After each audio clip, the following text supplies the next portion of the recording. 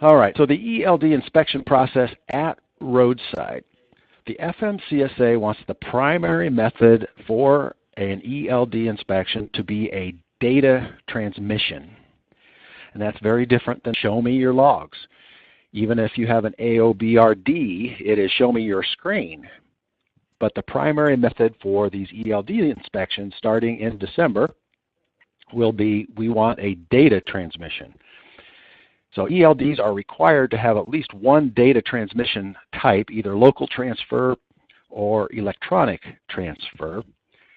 And then if it happens that the data transmission is impossible, for whatever reason, you're out in the middle of nowhere, there is no electronic transfer available, the officer doesn't have available to him or her a means for local transfer, the system has to have a backup method, which is in-cab printout capability, printing out the log on paper, or a display that can be passed to an enforcement officer or be seen by the enforcement officer without getting into the truck. So you have to have a display of the grid inside the truck that can be handed outside, or at least be close enough to the window and big enough for the officer to see it without having to get into the truck.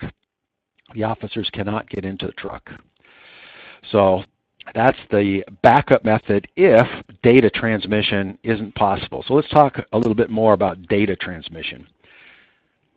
So data transmission will come into basically three different formats. Web service, which means transmitting encrypted data to a web portal that the FMCSA maintains. It can mean an email of data to a FMCSA website, which then puts the encrypted data into their system for reporting and for verification. And then there's a Bluetooth process, which is that the officer at roadside will establish a Bluetooth connection for your ELD to transmit data to the FMCSA. So those three different transmission types is all sending the data to the FMCSA. And what do they send? It's again, the rules have not changed. It's just how it's recorded. So what it's going to send is your current day's logs and the past 7 days. So 8 days of data is transmitted to the FMCSA. And again, that's different than from today. Today, you show the officer, and it's the officer standing there that looks at that data. Now it's going to go to the FMCSA. The data is going to be run through what the FMCSA is developing right now. They call it their EROD software. And that EROD software is going to obviously analyze the data, and it's going to generate a report of potential violations. And then once that report is generated, the report is going to be accessed by the roadside enforcement guy and compared against the annotations the driver has made within the E-log system. So annotations are going to become important. So if for example, there's a weather delay or a traffic delay that the rules allow for, those need to be annotated in the ELD just like they're annotated on a paper log. So this report that's generated at the FMCSA is going to be accessed by roadside, and then the officer is going to take that report, compare it to the annotations, and it'll be up to that officer at roadside to determine if there really is a violation or not. Now there's one other data transmission type. It's the USB stick, where the data is loaded onto a USB drive, and then that drive is input into an officer's laptop that has the EROD software on it. So that is the only time where the data is not sent to the FMCSA, but in order to use that process, the roadside inspector has to have a laptop and it has to have the right software on it to decrypt that data. Again, this data is going to be encrypted, and it's going to take this special software in order for the officer to see it. So it's got to go through the FMCSA website and data EROD's process for it to be analyzed. The enforcement officers are going to, if there's any hesitation at all, they're going to just kind of go with what they know. They're going to fall back to show me the screen, show me a printout. They may go to a spot check method where, where were you today, or yesterday at noon, or they may say, I have you yesterday at this port of entry crossing the scale, so show me your log for that day. They may simply just go to the driver and say, how many hours do you have left today? How many hours of driving do you have left today? How many hours of work do you have left today?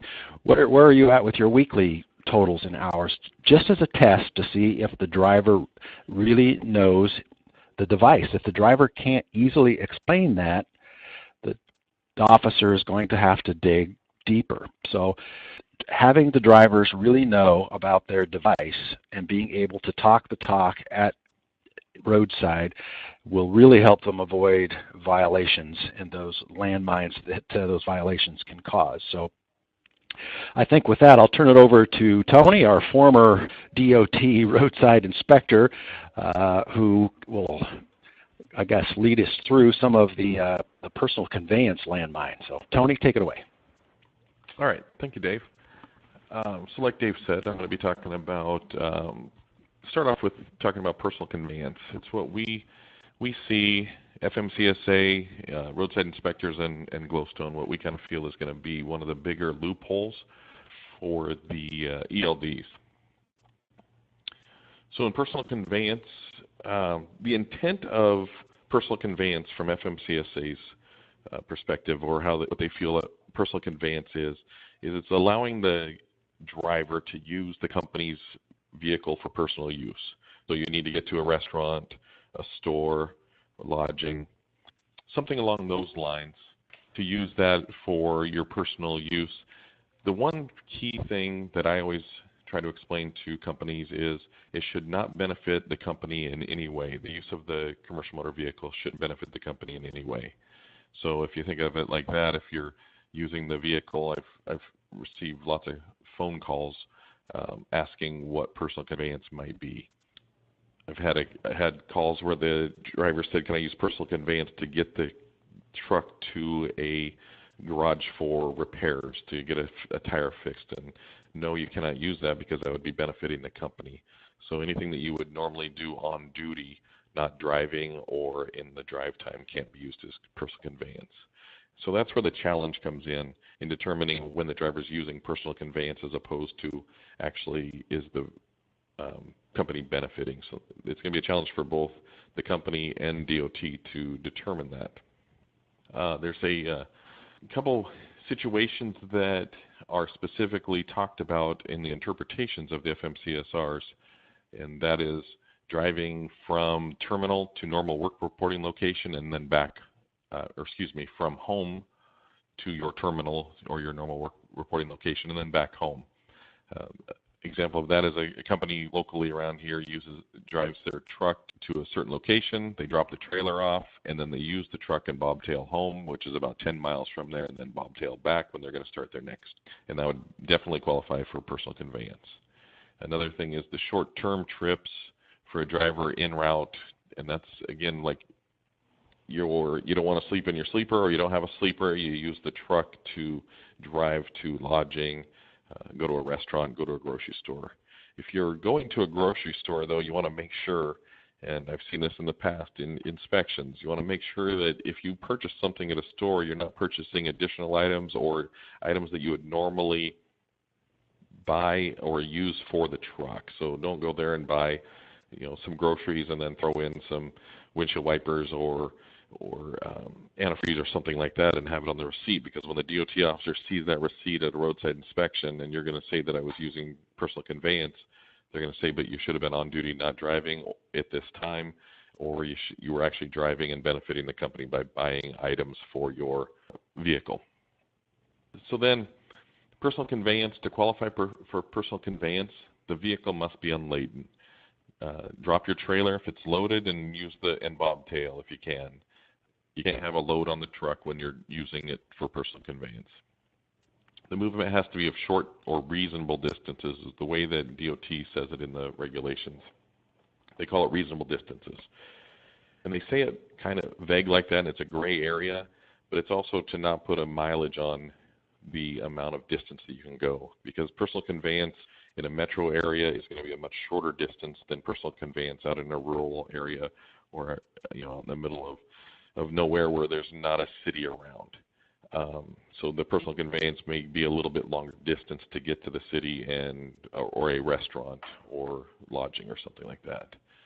Again, the driver has to be completely relieved of all work and responsibility for performing work, not responsible for anything to do with the truck, the cargo or passengers, and at liberty to pursue activities of his or her own choosing. And then no work should be done until the driver is ready to return to duty. So again, the company cannot benefit at all from any of the work or driving that the driver is doing. I've had also phone calls, people asking, can I use personal conveyance to get home? First question I ask them is, how far is home? One guy said it was 500 miles. So 500 miles is obviously going to be excessive. No, you cannot use that. And even if that's not benefiting the company, that's not a reasonable distance. So you got to keep that in mind too. It doesn't allow you to go excessive distance even though the company's not benefiting. So when you are recording the personal conveyance in your ELD, it's going to be a lot of times there's going to be a fifth line there for personal conveyance, or as Dave was talking about, the other type of movement of the vehicle. It's yard movements or personal conveyance. It's also going to need to be noted on the log so it stands out, such as like a dashed or dotted line, so it stands out from your drive time. But it's most likely also going to be on a fifth line if your company allows it. It allows personal conveyance. When you're on personal conveyance, if you switch over to personal conveyance on your ELD, it's also going to record it in a less precise manner. You might be a very accurate distance when you're traveling on personal conveyance, or excuse me, on drive time. But when you switch over to personal conveyance, it's going to be much less accurate. Probably have a radius of like 10 miles that you're somewhere within that 10-mile area, so they can't pinpoint exactly where you're going. So it gives you a little bit of freedom to travel. So we're just going to talk about a handful of the out-of-service violations, the more common ones. So for no record of duty status, if you receive a no record of duty status violation, it could be because of the fact that your ELD wasn't certified or registered with FMCSA, so it's not a qualifying ELD to use. And then that's going to result in an out-of-service violation that you don't have a record of duty status. Or if you're unable to produce or transfer the data, David mentioned that sometimes you're not able to, so you're going to have to go to a fallback method, either print it out or show it on the screen in the truck. If you can't transfer it to the federal database so that the officer or inspector can access that information, and you're not able to produce it to them and show them a screen, that's going to be considered not having a record of duty status.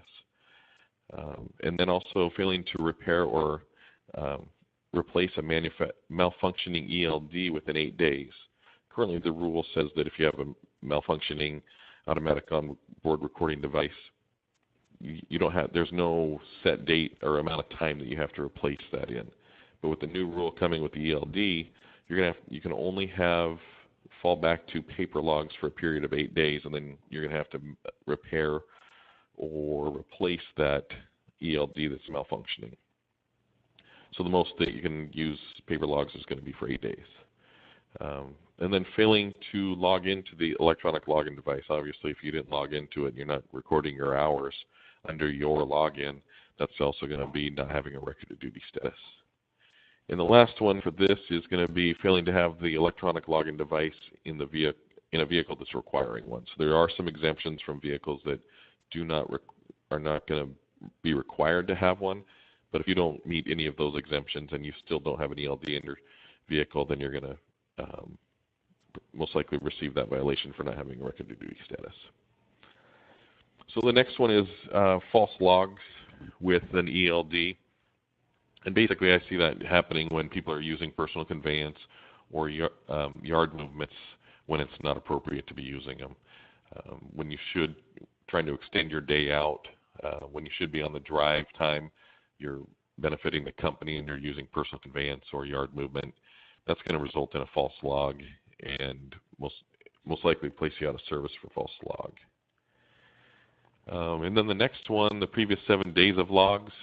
So if you have a malfunctioning automatic onboard recording device or electronic logging device, and you fail to reconstruct it, so you're not able to provide the officer a visual on the screen, you're not able to transfer it, your system is down completely and you can't provide that, you need to go back and recreate those previous 7 days, the 24-hour periods, in a paper log so that you have those to present to the officer. And if you don't have that, it's going to, again, be not having previous 7 days of logs, and you're going to be placed out of service for not having current logs. And then some other common ELD rule violations that in talking to some of my former coworkers at ODOT and just what we've heard are violations that people are getting and what we've seen. Not having paper logs for the backup in the truck, so you need to have blank paper logs in case your ELD system does go down so you can fall back to those. I would keep at least enough to cover the previous 7 days or 8 days of logs in your truck. And not having the written instructions in the truck, the manual for the ELD, not knowing how to troubleshoot it, or not having a guide to help you through the process of how your ELD works. And then unable to navigate the ELD. Dave touched on this too. Not knowing how to navigate it. When I was doing roadside inspections, as the officer, I did exactly what Dave had mentioned. I would just ask the driver to show me previous 7 days, show me where you're at on your time, show me the grid for today, how many hours do you have available, and that's just to test the driver's knowledge of their system, making sure that they know how to operate it, know how to navigate it, and know how to use the ELD properly. And then the last one there is unable to communicate to the enforcement questions asked about the ELD system. So you need to know how to respond to the questions asked. Not being able to speak English and communicate how the system works is going to you're going to end up with a violation for not being able to communicate with the officer. You should be able to answer the questions that the officer has. Generally, they're going to ask very simple questions. Again, show me how many hours you have. Where you're coming from, where you're going to, that sort of thing. And just, again, testing knowledge and testing how you understand and how you can operate that ELD system. So just some really quick ELD quick tips. As we've stated, I think all of us have kind of touched on it. Do your homework and know your ELD system. Do your homework is pick the right system for your company. Pick the right system for your drivers and what's going to work best for you. And then educate yourself on how that system works. Know the ins and outs of your ELD system. The best thing you can do on a roadside inspection is to be able to answer all the questions that the officer has and answer them quickly, answer them confidently, and show them that you understand the system and how it works. If you can do that, you're not going to raise any red flags to the officer or the inspector, and they're not going to dig any deeper looking for additional problems you may have. So how do you access and view the past 7 days? How to make edits. It's going to be really big to know how to make edits so that if there is an issue with forgetting to log off or accidentally maybe going to the personal conveyance line when you weren't truly on personal conveyance, and being able to edit that and make the logbook true and accurate and correct is going to be huge. How to make annotations, how to make an annotation saying that you drove an additional 2 hours because of adverse weather conditions or an emergency condition or something like that. Being able to show that on your ELD so the officer can view that, see it, and understand why you had a discrepancy potentially in your hours. and then how to approve your logs, how to sign off on them, say, yeah, these are true and correct logs, and that is accurate to what I did and where I was at. And then how to access and read remaining drive time. So how much time do you have left in your day when you start your day on your 70-hour clock, your 14-hour clock, 11-hour clock, wherever you're at during your day? How much time do you have left, and how you can quickly see that information and relay it to an officer, or just for your own knowledge that you know how much time you have left in your day so you don't go in violation. How many hours do I have until I need to take that 30-minute break? So that sort of thing. And then again, recapping, keep that ELD manual in your truck at all times. Have it accessible so that when the officer asks you, where's your manual, because I guarantee that that's going to be a question that they're going to ask. It's something very easy for you to stay in compliance with, but it's also something extremely easy for them to verify whether you are in compliance. Again, and also along with that, have those paper backup logs in your truck at all times. If you use a couple or whatever, keep at least 8 in your truck so you can cover the entire time of the malfunction of your ELD. And then also realize that most law enforcement may be learning from you. When I was doing roadside inspections, if I saw a new system come in and I was doing an inspection, something I'd never seen before, I was asking the driver all the time, show me how this system works, show me your hours, show me everything. It was testing their knowledge, but it was also for me to learn the system so that the next time something came up, I knew exactly what I was looking at and how to get through it. So they're going to be learning from you. So there's going to be all kinds of systems out there for the law enforcement to learn, and they're going to be asking a lot of questions.